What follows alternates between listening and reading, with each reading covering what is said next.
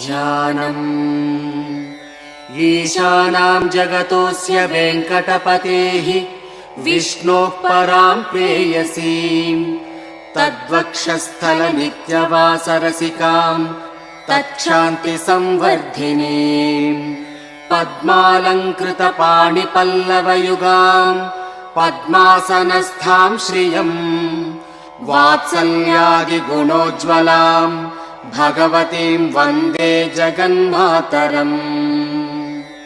नमः श्रियै लोकधात्र्यै ब्रह्ममात्रे नमो नमः। नमस्ते पद्मनेत्रायै पद्ममुख्यै नमो नमः। प्रसन्नमुखपद्मायै पद्मकान्त्यै नमो नमः। नमो बिल्ववनस्थायै विष्णुपत्न्यै नमो नमः। विचित्रक्षौमधारिण्यै पृथुश्रोण्यै नमो नमः। पक्वबिल्वफलापीन तुङ्गस्तन्यै नमो नमः।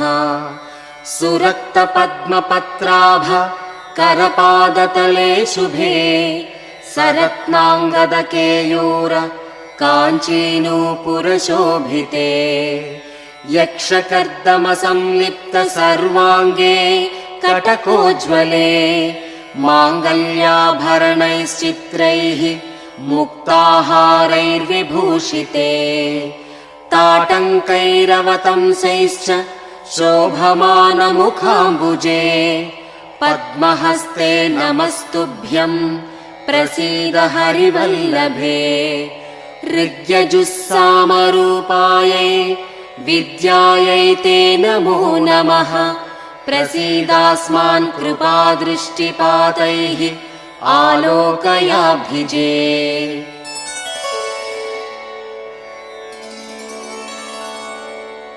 ॐ श्रियै नमः। ॐ लोकधात्र्यै नमः। ॐ ब्रह्ममात्रे नमः। ॐ पद्मनेत्रायै नमः। ॐ पद्ममुख्यै नमः। ॐ प्रसन्नमुखपद्मायै नमः। ॐ पद्मकान्त्यै नमः। ॐ बिल्ववनस्थायै नमः। ॐ विष्णुपत्न्यै नमः।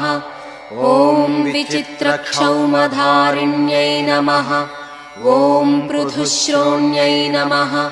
ॐ पक्वबिल्वफलापीनतुङ्गस्तन्यै नमः। ॐ सुरक्तपद्मपत्राभकरपादतलायै नमः। ॐ शुभायै नमः। ॐ सरत्नाङ्गदकेयूरकाञ्चीनूपुरशोभितायै नमः।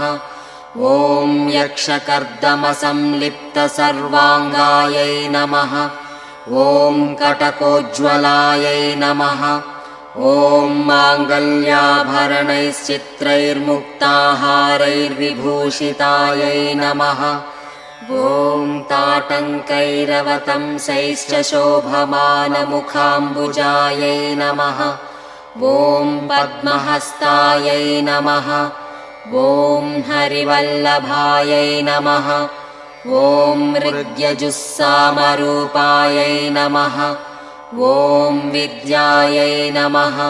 ॐ अभिजायै नमः। एवं चतुर्विंशतिनामभिः बिल्वपत्रैः लक्ष्म्यर्चनं कुर्यात् सर्वाभीष्टसिद्धिर्भवति।